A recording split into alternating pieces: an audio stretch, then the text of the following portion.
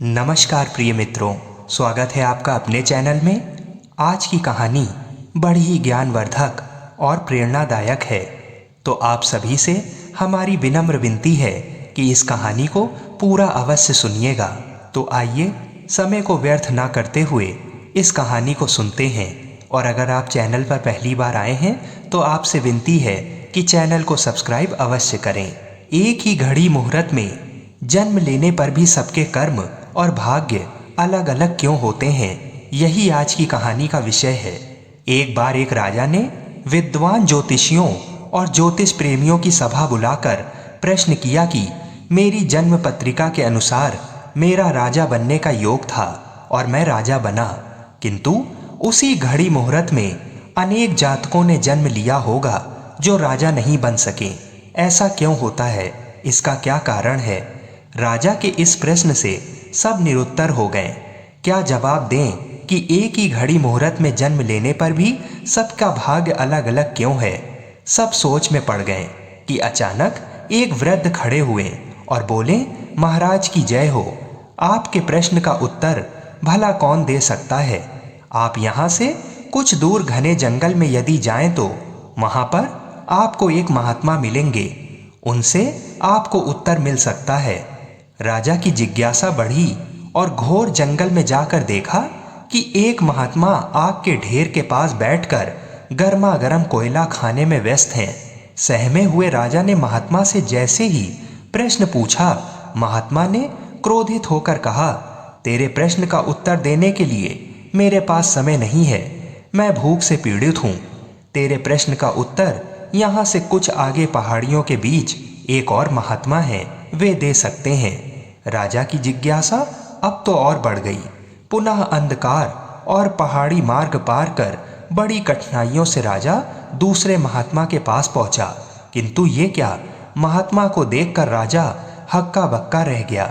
दृश्य ही कुछ ऐसा भयानक था। वे महात्मा अपना ही मांस चिमटे से नोच नोच कर खा रहे थे। राजा को देखते ही महात्मा ने भी डांटते हुए कहा, मैं भूख से बेचैन हूँ, मेरे पास इतना समय नहीं है, आगे जाओ। पहाड़ियों के उस पार एक आदिवासी गांव में एक बालक जन्म लेने वाला है जो कुछ ही देर तक जिंदा रहेगा। सूर्योदय से पूर्व वहां पहुंचो, वह बालक तेरे प्रश्न का उत्तर दे सकता है। यह सुनकर राजा बड़ा बेचैन हुआ। बड़ी अजब पहेली बन गया है मेरा प्रश्न। उत्सुकता प्रबल थी, कुछ भी हो, यहाँ तक पहुँच चुका हूँ, वहां भी जाकर देखता हूँ कि क्या होता है। राजा पुनः कठिन मार्ग पार कर किसी तरह प्रातः होने तक उस गांव में पहुंचा। गांव में पता किया और उस दंपत्ति के घर पहुंचकर सारी बात कही और शीघ्रता से बच्चा लाने को कहा। जैसे ही बच्चा हुआ, दंपत्ति ने नाल सहित बालक राजा के सम्मुख उपस्थित किया। राजा को देखते ही बालक ने हंसते हुए कहा, राजन, मेरे पास भी समय नहीं है, किंतु अपना उत्तर सुन लो। तुम, मैं और दोनों महात्मा 7 जन्म पहले चारों भाई व राजकुमार थे। एक बार शिकार खेलते खेलते हम जंगल में भटक गए। 3 दिन तक भूखे प्यासे भटकते रहे। अचानक हम चारों भाइयों को आटे की एक पोटली मिली। जैसे तैसे हमने 4 बाटी सेकी और अपनी अपनी बाटी लेकर खाने बैठे ही थे कि भूख प्यास से तड़पते हुए एक महात्मा आ गए। अंगार खाने वाले भाई से उन्होंने कहा, बेटा, मैं 10 दिन से भूखा हूँ, अपनी बाटी में से मुझे भी कुछ दे दो, मुझ पर दया करो, जिससे मेरा भी जीवन बच जाए। इस घोर जंगल से पार निकलने की मुझ में भी कुछ सामर्थ आ जाएगी। इतना सुनते ही भैया गुस्से से भड़क उठे और बोले, तुम्हें दे दूंगा तो मैं क्या आग खाऊंगा, चलो भागो यहाँ से। वे महात्मा जी फिर मांस खाने वाले भैया के निकट आए, उनसे भी अपनी बात कही, किंतु उन भैया ने भी महात्मा से गुस्से में आकर कहा कि बड़ी मुश्किल से प्राप्त ये बाटी तुम्हें दे दूंगा तो मैं क्या अपना मांस नोच कर खाऊंगा।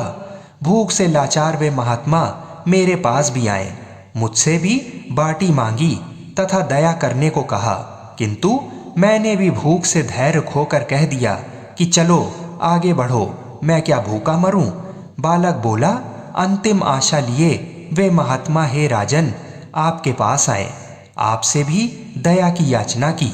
सुनते ही आपने उनकी दशा पर दया करते हुए खुशी से अपनी बाटी से आधी बाटी आदर सहित उन महात्मा को दे दी।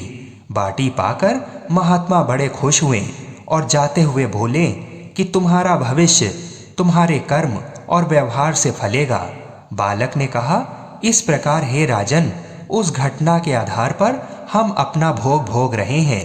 धरती पर एक समय में अनेकों फूल खिलते हैं, किंतु सबके फल रूप, गुण, आकार, प्रकार, स्वाद में भिन्न होते हैं।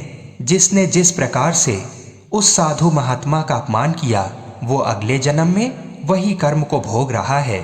इतना कहकर वह बालक मर गया, क्योंकि उसने अपने पिछले जन्म में कहा था कि मैं क्या भूखा मरूंगा। इस प्रकार से जो असंख्य जीवों के लिए दुर्लभ है, वह मनुष्य जन्म हमें दिया है, जहां असंख्य जीवों को कूड़ा ढूंढने पर भी भोजन नहीं मिलता। हमें ईश्वर ने धन्यवान कुल में जन्म दिया है। ईश्वर ने हम पर भरोसा किया है कि हम सब जीवों को सुख देंगे, इसीलिए ईश्वर ने हमें ये सब कुछ दिया है। इस संसार में जो कुछ भी है वो हमारा न होकर भगवान का है, इसलिए जितना संभव और जिस प्रकार से संभव हो उससे हमें दूसरों की मदद करनी चाहिए।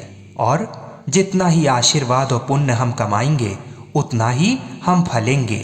हम उम्मीद करते हैं कि आपको ये कहानी अवश्य ही पसंद आई होगी और कुछ ना कुछ शिक्षा मिली होगी। ऐसी ही कहानी को सुनने के लिए हमारे चैनल को अवश्य सब्सक्राइब करें। जय श्री राधे कृष्ण।